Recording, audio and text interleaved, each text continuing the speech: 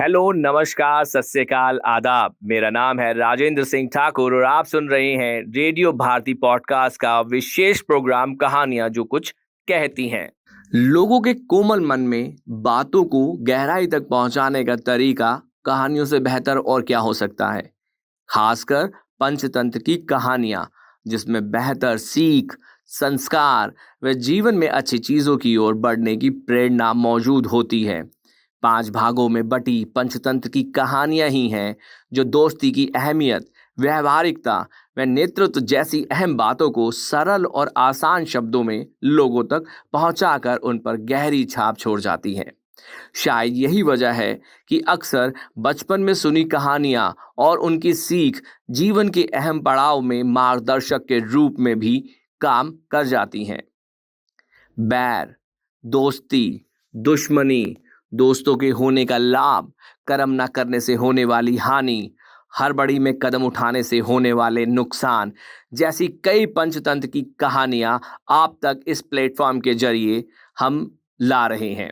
हम इन कहानियों के माध्यम से बच्चों को खुशी देने और उनका मन बहलाने के साथ ही उनके अंदर नैतिकता व सदाचार के भाव को पहुंचाने का प्रयास कर रहे हैं। तो देर किस बात की है, तो हम शुरू करते हैं ये शिक्षाप्रद कहानियां। कहानी का शीर्षक है जैसे को तैसा। एक बार की बात है, सीतापुरी गांव में जीर्णोधन नाम का एक बनिया रहा करता था। उसका काम कुछ अच्छा नहीं चल रहा था, इसलिए उसने धन कमाने के लिए विदेश जाने का फैसला किया। उसके पास कुछ ज्यादा पैसे या कोई कीमती वस्तु नहीं थी, सिर्फ उसके पास एक लोहे का तराजू था। उसने वो तराजू साहूकार को धरोहर के रूप में दे दिया और बदले में कुछ रुपए ले लिए। फिर उसने साहूकार से कहा कि वह विदेश से लौटकर अपना उधार चुकाकर तराजू वापस ले लेगा। जब 2 साल बाद वह विदेश से लौटा तो उसने साहूकार से अपना तराजू वापस मांगा। साहूकार बोला कि वो तराजू तो चूहों ने खा लिया। वो समझ गया कि साहूकार की नीयत खराब हो गई है और वह तराजू वापस नहीं करना चाहता। तभी जीर्णधन के दिमाग में एक चाल सूझी। उसने साहूकार से कहा, कोई बात नहीं, अगर तराजू चूहों ने खा लिया है तो उसमें तुम्हारी कोई गलती नहीं है, सारी गलती उन चूहों की है।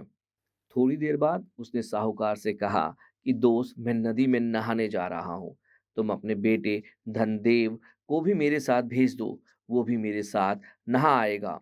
साहूकार जीर्णधन के व्यवहार से बहुत खुश था, इसलिए उसने जीर्णधन को सज्जन पुरुष जानकर अपने बेटे को उसके साथ नहाने के लिए नदी में भेज दिया।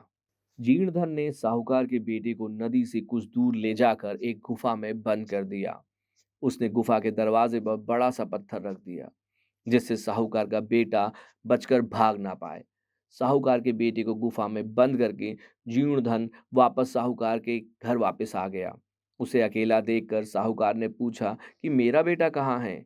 जीर्णधन बोला कि माफ करना दोस्त, तुम्हारे बेटे को चील उठाकर ले गई। साहूकार हैरान रह गया और बोला कि ये कैसे हो सकता है, चील इतने बड़े बच्चे को कैसे उठा के ले जा सकती है। जीर्णधन बोला, जैसे चूहे लोहे के तराजू को खा सकते हैं, वैसे ही चील भी बच्चे को उठाकर ले जा सकती है। अगर बच्चा चाहिए तो तराजू लौटा दो। जब अपने ऊपर मुसीबत आई तब साहूकार को अकल आई। उसने जीर्णधन का तराजू वापस कर दिया और जीर्णधन ने साहूकार के बेटे को आजाद कर दिया। कहानी से सीख, जो जैसा व्यवहार करता है उसके साथ वैसा व्यवहार करो ताकि उसे अपनी गलती का एहसास हो जाए। आप सुन रहे थे रेडियो भारती का पॉडकास्ट पंचतंत्र की कहानियां। अगर आपको हमारे पॉडकास्ट का ये एपिसोड पसंद आया है तो पॉडकास्ट पेज पर दिए गए फॉलो बटन को जरूर दबाएं ताकि ऐसे ही और एपिसोड आप मिस ना करें। पसंद आने पर अपने दोस्तों और जानने वालों से ये सीरीज शेयर करना ना भूलें। अपने सुझाव यानी सजेशन के लिए आप हमें सर्च कीजिए सोशल मीडिया पर रेडियो भारती के नाम से। तब तक के लिए धन्यवाद।